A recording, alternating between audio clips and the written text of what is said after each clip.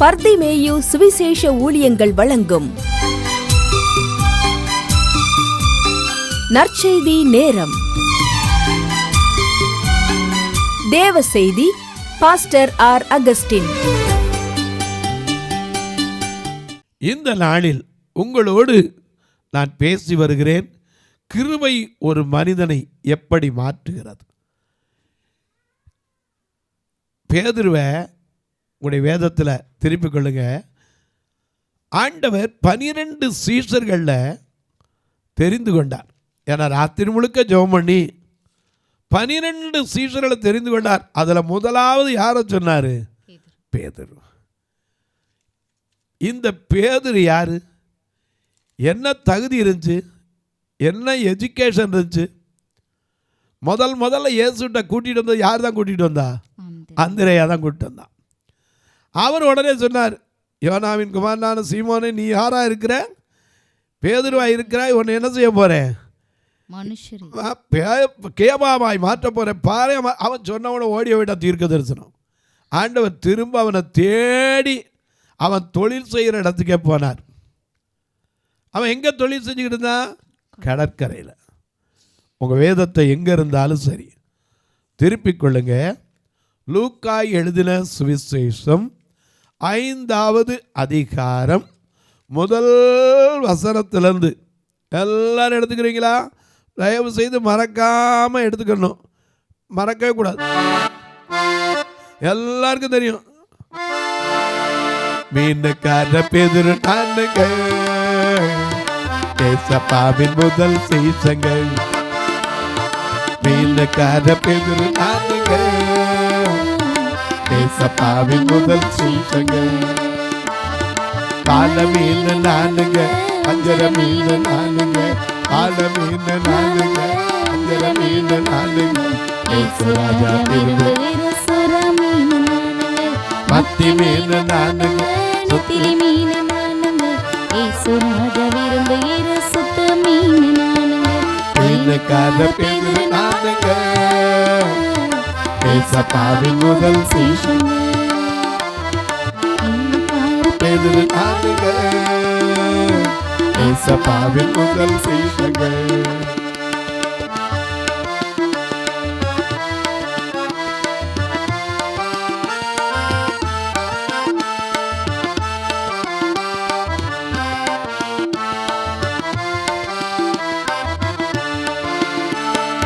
ஐந்து அப்பம் 2 மீனுங்க, 5 அப்பம் 2 மீனுங்க, ஆண்டவருக்கு பிடிச்ச உடம்புங்க. 2 மீன் 2 அப்பங்க, அது ஆண்டவருக்கு பிடிச்ச உடம்புங்க. மீனுக்கார பேதுரு நானுங்க, ஏசப்பாவின் முதல் சீசங்க. மீனுக்கார பேதுரு நானுங்க, ஏசப்பாவின் முதல் சீசங்க. பால மீன் ஐயா, பால மீன், பால மீன் நானுங்க, வஞ்சர மீன் நானுங்க, பால மீன் நானுங்க, அஞ்சர மீன் நானுங்க, ஏசுராஜா பேரு சுத்த மீன்.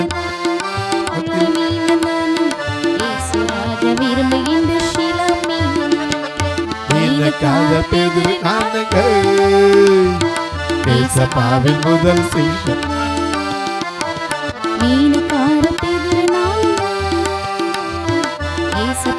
முதல் சீசங்க. ஐயா நல்ல கவனிங்க. அப்போஸ்தலர் நடவடிக்கைகள் 6ஆம் அதிகாரம் 1-2 வசனத்தில் வாசிக்கிறோம்.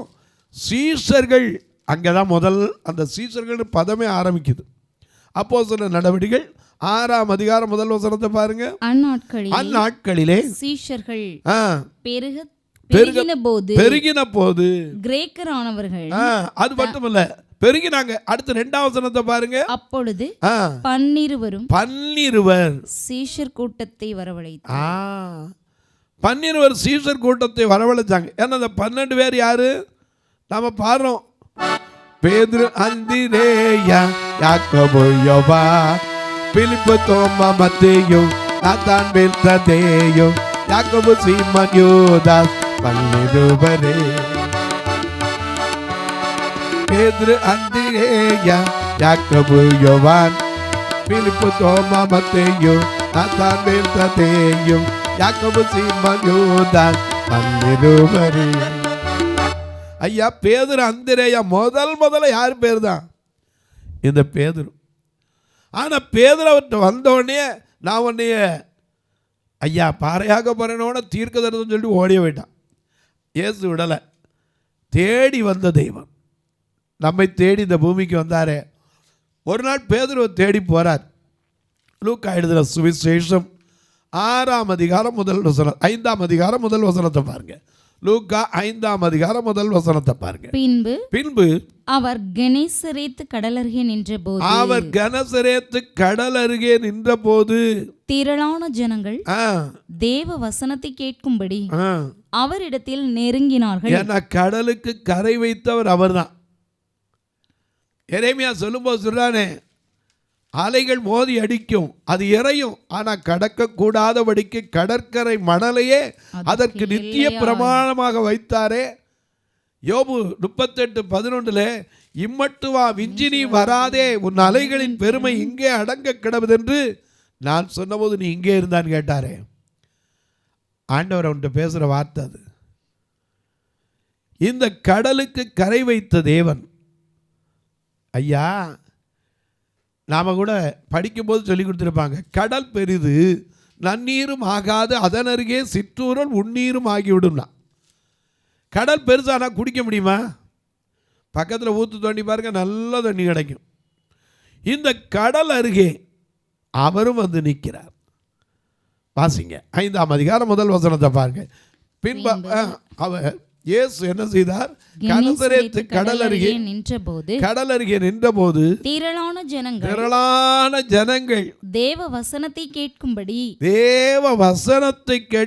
ஏனையா அந்த தேவ வசனம், அந்த வசனம் ஒரு மனிதனை நடத்தும், அந்த வசனம் ஒரு மனிதனை உருவாக்கும். நாம அதனால தானே பாடுறோம், ஒரு வார்த்தை சொல்லும் கர்த்தாவே எங்கள் வாழ்க்கையெல்லாம் செழிப்பாமே. ஒரு வார்த்தை சொல்லும் கர்த்தாவே எங்கள் வாழ்க்கையெல்லாம் செழிப்பாமே.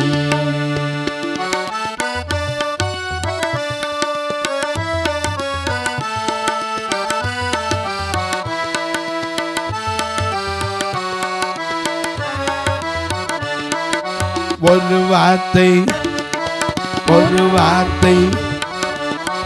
வார்த்தை சொல்லும் கர்த்தாவே எங்கள் வாழ்க்கையெல்லாம் செழிப்பாமே.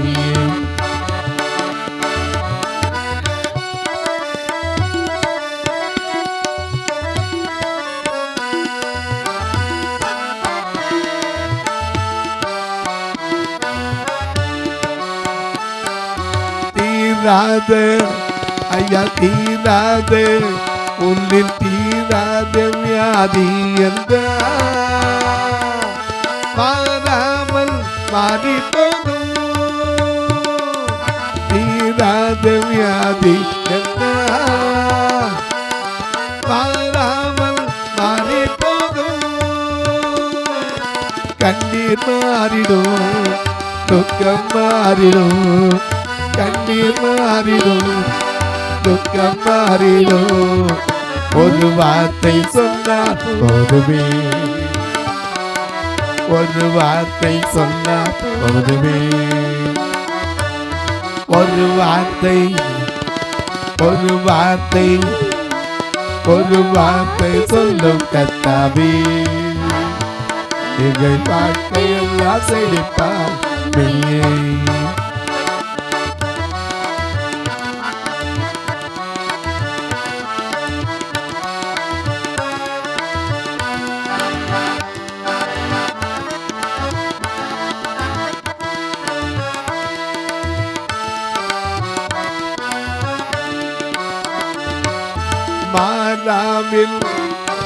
மாறாவில் தண்ணீர்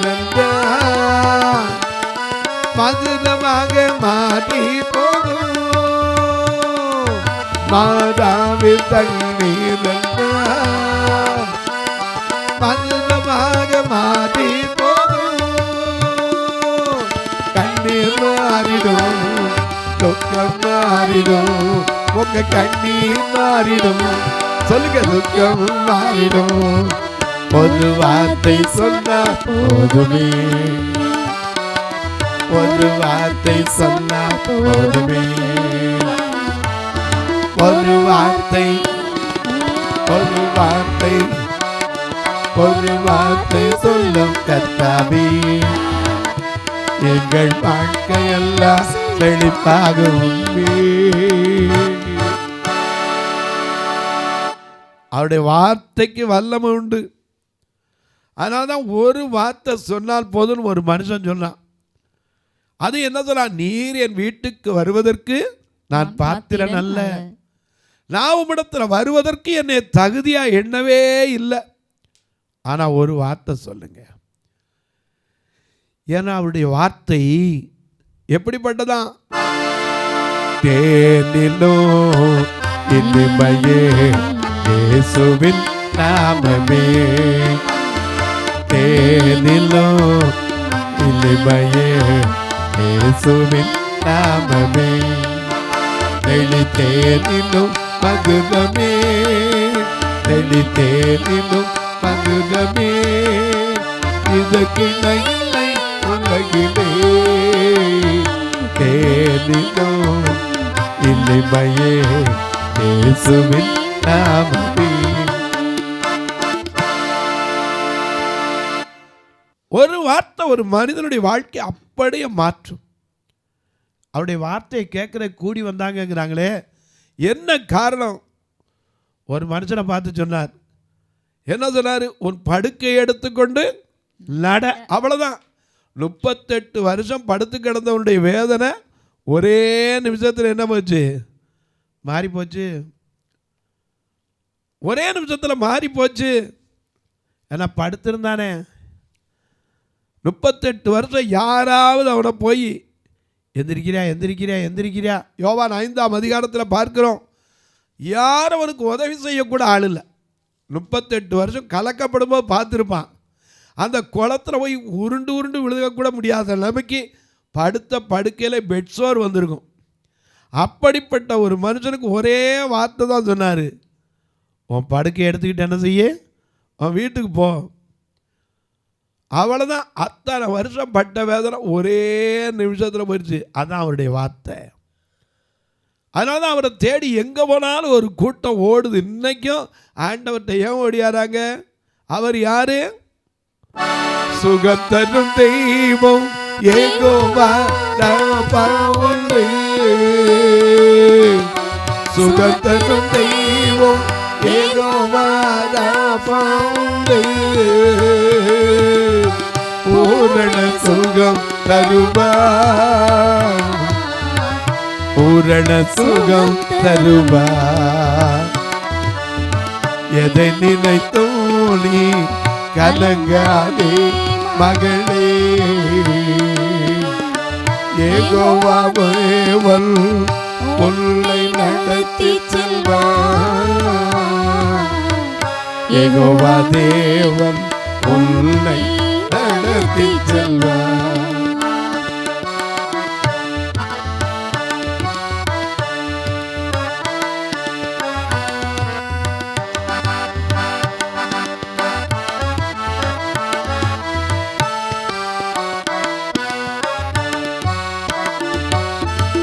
புதுபலன் அடைந்து சிறகுகளை விரித்து, புதுபலன் அடைந்து சிறகுகளை விரித்து, உயர பறந்திடுவார், மடிந்து போவதில்லை. எதை நினைத்தோ நீ கலங்காதே மகனே, யெகோவா தேவன் உன்னை நடத்தி செல்வார், யெகோவா தேவன் உன்னை நடத்தி செல்வார். அவருடைய வார்த்தைக்கு அவ்வளவு வல்லம் உண்டுங்க.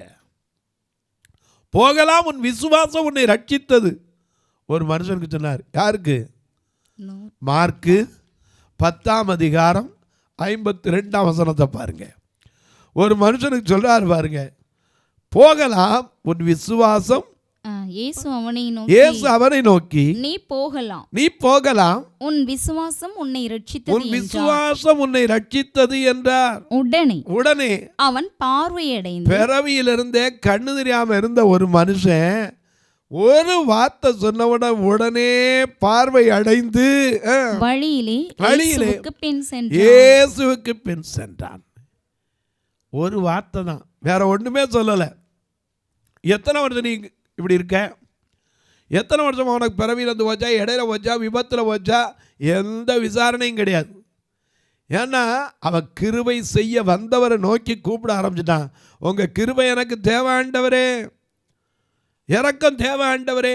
கூப்பிட்ட உடனே நின்று அவனை பார்த்து, நான் உனக்கு என்ன செய்யணும் கேட்டான். அவன் சொன்னான், நான் பார்வை அடையணும். அவ்வளோதான், போகலாம், உன் விசுவாசம் உன்னை ரட்சித்தது. ஒரு பெண்ணுக்கு சொன்னார், ஸ்திரியே நீ விரும்புகிறபடி ஆக கடவுது, போகலாம்னார். ஏன்னா அவருடைய விசுவாசம் நாயின்ட்டார். அப்போவும் சொல்றா, நான் நாய் தான் ஆண்டவரே. கானானிய ஸ்திரீ 15 29 பார்க்கிறோம். மிக அழகா நமக்கு எழுதி வச்சிருக்கார். மத்தேயு 15:29 பாருங்க. மிக அழகா நமக்கு எழுதி வச்சிருக்கிறார் ஆண்டவர். இயேசு அவளுக்கு பிரதியுத்தரமாக, ஸ்திரியே உன் விசுவாசம் பெரிது, நீ விரும்புகிறபடி உனக்கு ஆக கடவுது என்றார். ஏன் அவ எதுக்கு வந்தா? தான் மகளுக்கு சுகம் பெறதுக்காக வந்தா. ஆண்டவர் சொன்னார், பிள்ளை நப்பத்தை நாய்களுக்கு எடுத்து போடக்கூடாதுட்டார்.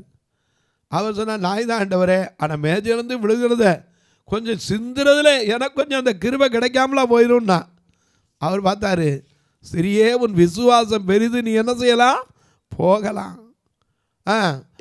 வாசிங்க 29 அடுத்த வசனத்தையும் சேர்த்து வாசிங்க. போகலாம். அந்நேரமே அவள் மகள் ஆரோக்கியம். இயேசு வந்துட்டேனா உனக்கு தீராத வேதனை தீர்க்கிறவர், மாறாவின் அனுபவத்தை மாற்றுகிறவர். அந்த கிருபை நமக்கு வேணும்.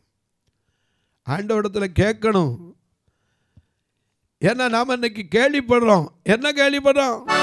ஏசப்பா உங்க நாமத்தில் அற்புதங்கள் நடக்குது. ஏசப்பா உங்க நாமத்தில் அற்புதங்கள் நடக்குது. பேய்கள் ஓடுது, நோய்கள் தீருது. சொல்லுங்க, பேய்கள் ஓடுது, நோய்கள் தீருது.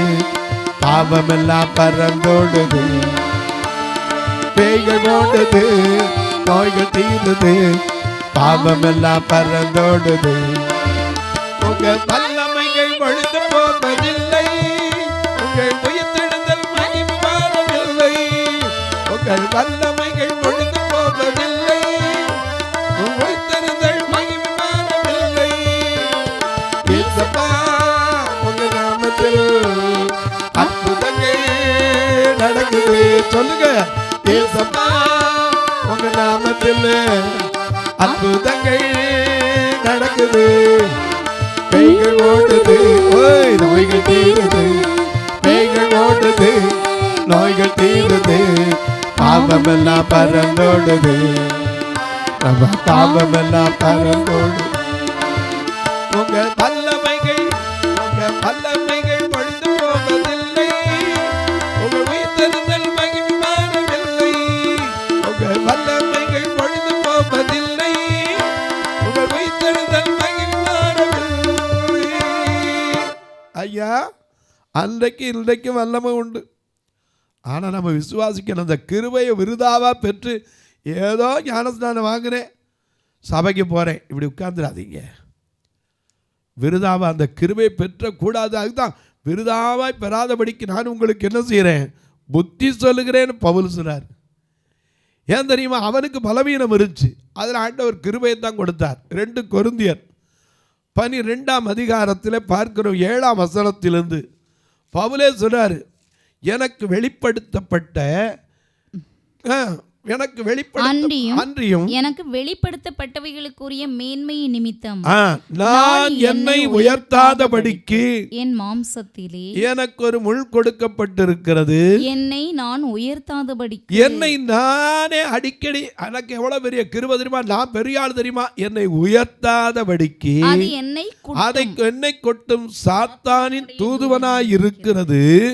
அது என்னை விட்டு நீங்கும்படி நான் ஒரு தரம் இல்ல, 2 தரம் இல்ல, 3 தரம் கர்த்தரிடத்தில் வேண்டிக் கொண்டேன். ஆனா ஒரே பதில் தான் வந்து, என் கிருபை உனக்கு போதும். அவ்வளவுதான் ஐயா, விருதாவா இல்லைங்க அந்த கிருபை. அதனாலதான் அவர் கடலுக்கிட்ட வந்தார். திரளான ஜனங்கள், எவ்வளவு பேர்னு குறிப்பிடல, மல்டிடியூட் என்று ஆங்கிலத்தில் சொல்லுகிறோம். மல்டிடியூட்னா தட் மீன்ஸ் ஒருவரை ஒருவர் மிதிக்கத்தக்க அளவு. அதனால தான் ஒரு பெண்ணுக்கு சுகமாச்சு, சீசர்கிட்ட கேட்குறாரு, என்னை தொட்டது யார்? அதனால் இவ்வளோ பெரிய கூட்டத்தில் யாருன்னு கேட்டிங்கன்னா எப்படி தெரியும்? அந்த பெண் தான் வந்து சொன்னான், ஐயா நான் தான் அவன் தொட்டேன். உடனே அவன் உதிரத்தின் ஊரல் நின்று போச்சான். இன்றைக்கு சொல்கிறேன், ஆண்டவர் தேடி வந்து கொடுக்கிற கிருபை தாங்க. பேதுரு விலைக்கு வந்துட்டான், தகுதியாக இல்லைன்னு வந்துட்டான். இப்போ அவனை தேடி கடற்கரைக்கு வந்திருக்காரு. அங்கே ஒரு கூட்ட ஜனங்கள் அதுக்கு முன்னாடியே வந்து நிற்கிறாங்க. இன்றைக்கும் உங்கள் வாழ்க்கையில் எப்படிப்பட்ட அதிசயத்தையும் அவர் யாரு? அதிசயங்கள் செய்கிறவர் அருகில் இருக்கிறார். அற்புதங்கள் செய்கிறவர் நமக்குள் வசிக்கிறார். அதிசயங்கள் செய்கிறவர் அருகில் இருக்கிறார். அற்புதங்கள் செய்கிறவர் அருகில் இருக்கிறார்.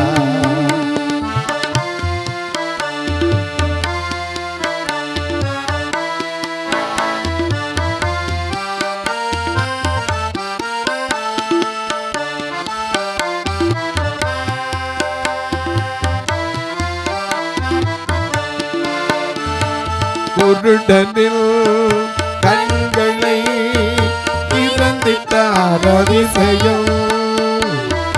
குருடனில் கண்களை திறந்திட்டார் அதிசயம். அந்த செவிடனில் காதுகளை கேட்க செய்தார் அதிசயம். அந்த செவிடனில் காதுகளை கேட்க செய்தார் அதிசயம். அதிசயங்கள் செய்கிறவர் அருகில் இருக்கிறார். அற்புதங்கள் செய்கிறவர் அருகில் இருக்கிறார். தொலைக்காட்சியில் பார்க்கிற என் அன்பு மக்களே, கிருபையை விருதாவா பெற்றாதீங்க. ஆண்டவர்கிட்ட கேளுங்க, உங்க கிருபை எனக்கு போதும். என் பலவீனத்தில் உங்க கிருபை வேணும், என் சுகவீனத்தில் உங்க கிருபை வேணும், என் வேதனை மாற உங்க கிருபை வேணும். நமக்கு எந்த தகுதியும் இல்லாமல் இருக்கலாம், நீ ஆலயத்துக்கு கூட போக முடியாமல் வீட்டுக்குள்ளே முடங்கி கிடக்கலாம். ஆனால் உன்னை தேடி வருகிற கிருபை, தாழ்வில் நினைக்கிற கிருபை, தாங்கி நடத்துகிற கிருபை. இந்த தொலைக்காட்சியில் பார்க்குறீங்களே, ஒவ்வொரு நாளும் கொஞ்சம் யோசிச்சு பாருங்கள். நான் 2 கண்ணும் தெரியாது, என்னால் பக்கத்தில் இருக்கிறது என்னன்னு தெரியாது, முன்னாடி நிற்கிறது யாரும் தெரியாது, உடுத்தி இருக்கிற ஆடை கருப்பாக சிவப்பாக தெரியாது. இந்த தொலைக்காட்சி நிகழ்ச்சியை நடத்த வந்து நிற்கிறேன். எந்த தைரியத்தில் வந்து நிற்கிறேன்? என் சுயபலத்திலையா? இல்லை என்கிட்ட என்ன இருக்கு? இல்லை என்னை நம்பி எவனாவது கடனாவது கொடுப்பானா? இல்லை கையெழுத்து போடானா? அடுத்த கேள்வியம்மா, இவர் எப்படி கொடுப்பாருமா? அப்படிப்பட்ட தகுதி இல்லாத என்னை கொண்டு அற்புதத்தை ஏன் உங்களை கொண்டு செய்ய மாட்டார்? அந்த கிருபையை மட்டும் கேளுங்க, அது போதும். தொலைக்காட்சியில் பார்க்கிறேன் அன்பு மக்களே, இந்த நிகழ்ச்சியை பார்க்குற நீங்கள் ஒரு வார்த்தை ஜெபம் பண்ணுங்க. இது தொடர்ந்து வரணும். 30 நாள் அதற்கான தேவைகள் சந்திக்கப்படும். இது மட்டும் இல்லை, ஒரு தொலைக்காட்சி ஊழியம் மட்டும் இருந்தால் நான் உங்கள்கிட்ட சொல்ல மாட்டேன். 2 ஆலயம் இருக்குது. மதுரையில் ஒன்று, திருநெல்வேலியில் ஒன்று. 2 ஆலயத்தில் 2 கவர கண்ணீரியாக தான் வந்து உட்காந்துருப்பாங்க. இவங்கள சாப்பிட வச்சு கூட்டிகிட்டு வர வச்சு அவங்களுக்கு ஏதாவது தேவை இருந்தால் உதவி செய்து தான் அனுப்புகிறேன். நீங்களும் கர்த்தர் ஏவினால் ஒரு நாள் உணவு கொடுக்க உதவலாம், இந்த ஆத்துமாக்களை அழைத்து வர கொடுக்க உதவலாம். ஏன் பார்வையற்றோர் மரித்தா கூட சொந்தக்காரனுக்கு மனசு வர மாட்டேங்குது அடக்கம் பண்ண, இந்த ஃபியூனரல் காரியத்துக்கு உதவலாம். திருநெல்வேலியில் இப்போ தங்கியிருக்கிற வயதான தாய்மார்களுக்காக ஒரு அறையை கட்ட முயற்சி பண்ணிட்டு வரோம். ஒரு சதுரடி 2300, 800 சதுரடி நீங்கள் தான் ஃபோன் வச்சுருப்பீங்களே, கணக்கு போட்டு பாருங்கள். கர்த்தர் ஏவினால் 1 சதுரடி 2 சதுரடியை கூட தாங்கலாம். கட்டாயம் கிடையாது, விசனமாய் கிடையாது. உங்கள் ஜபக்காரி எது இருந்தாலும் சரி, காலையில் 10லேருந்து 5க்குள்ளே தாராளமாக சொல்லலாம். ஒருவேளை நீங்கள் கேட்கலாம், பிரதர் நாங்கள் அனுப்புகிறோம், உடனே ஒரு பதில் போட வரமாட்டேங்குதே, தயவுசெய்து மன்னிச்சுக்கோங்க. ஏன்னா எங்களுக்கு அடுத்தச்சா உடனே நெட்டை வச்சு கம்ப்யூட்டர் வச்சு ஒரு லேப்டாப் வச்சு பதில் எழுதியிருப்பேன். ஆனால் நாங்கள் பார்க்கறது இல்லை. சில வேளைகளில் நீங்கள் அனுப்புகிற யாருன்னு கூட எங்களுக்கு முகம் தெரியாது, பேசினா தான் தெரியும். ஃபோன் நம்பரை தான் சொல்லுவோம். தயவுசெய்து உங்கள் ஃபோன் நம்பரையும் அனுப்புங்க, கட்டாயம் உங்களுக்கு சொல்லுவேன். இதில் 2 நம்பர் வந்துக்கிட்டே இருக்கும், ஜிபே, ஃபோன்பே. அது வழியாக நீங்கள் தொடர்பு கொள்ளலாம். கர்த்தர் ஏவினால் நீங்கள் தாங்கலாம். இப்போ உங்களுக்காக ஜெபிக்கட்டுமா? நல்ல பிதாவே, நன்றியோடு துதிக்கிறோம் சுவாமி. கிருபை எவ்வளவு பெரியதையா, அந்த கிருபையை எங்களுக்காக தந்தீரே. பாவமில்லாத அவர் மேலே நம்முடைய பாவங்களை ஏற்றுக்கொண்டது கிருபை, நமக்காக பாவமானது கிருபை, நமக்கு சமாதானத்தை உண்டு பண்ணுகிற ஆக்கினை அடைந்தது அந்த கிருபை. அந்த கிருபையை விருதாவாய் நாம் பெறாதபடிக்கு புத்தி சொல்லி வச்சிருக்காங்க. அந்த கிருபையை பெற்றா பிரயோஜனப்படுத்தணும். ஒவ்வொருத்தருக்கும் எத்தனையோ கிருபைகளை கர்த்தர் கொடுத்திருக்கிறார். பாட கொடுத்திருப்பார், பேச கொடுத்திருப்பார், ஏன் இசையை வாசிக்க கொடுத்திருப்பார், ஏன் சில நேரத்தில் ஆஸ்தியினால ஊழியத்தை தாங்குகிற கிருபையை கூட உங்களுக்கு கொடுத்திருப்பார். கர்த்தர் ஏவினால் நீங்களும் தொடர்பு கொள்ளலாம். அன்பின் தெய்வமே, ஆறுதலின் நாயகரே, யார் யார் இந்த தொலைக்காட்சி முன்னாடி மனவேதனையோடு, சஞ்சலத்தோடு, மனபாரத்தோடு, கவலை கண்ணீரோடு உட்கார்ந்து இருக்கிறார்களோ, கேட்டுக்கொண்டிருக்கிறார்களோ, ஒவ்வொருவருடைய கண்ணீர் மாறட்டும், துக்கம் மாறட்டும். வானத்திற்கும் பூமிக்கும் சகல அதிகாரம் கொண்ட இயேசு கிறிஸ்துவின் ஈடு இணையற்ற வல்லமையுள்ள நாமத்தில் ஜெபிக்கிறேன் நல்ல பிதாவே, ஆமென். சபை ஆராதனை ஞாயிறு காலை 10 மணி முதல் 12 மணி வரை. இடம் பர்திமேயு சுவிசேஷ ஆலயம், அன்னை சத்யா நகர், இளமனூர் அஞ்சல், சக்கிமங்கலம் வழி, மதுரை மாவட்டம். பின்கோட் 625201 மற்றும் பர்திமேயு சுவிசேஷ ஜெப வீடு, plot number 107, Eden garden, Muthur, Tirunelveli. Pin code 627011. சிறப்பு உபவாச கூட்டம் ஒவ்வொரு மாதமும் 2வது சனிக்கிழமை காலை 10 மணி முதல் 1 மணி வரை நாகர்கோவில் YMCA ஹாலில் வைத்து நடைபெறுகிறது. மற்றும் ஒவ்வொரு மாதமும் 4வது சனிக்கிழமை காலை 10 மணி முதல் 1 மணி வரை திருநெல்வேலி புதிய பேருந்து நிலையம் அருகில் உள்ள கிரேஸ் ஹாலில் வைத்து நடைபெறுகிறது. எங்கள் எல்லா ஆராதனைகளிலும் கலந்து கொண்டு தேவனை மகிமைப்படுத்த அன்பாய் அழைக்கிறோம். உங்கள் உதாரத்துவமான காணிக்கைகளினால் இவ்வூழியத்தை தாங்க விரும்பினால் R Augustin, account number 5021364331, IFSC code IDIB 000B066, Indian bank, BP Kulam, Madurai.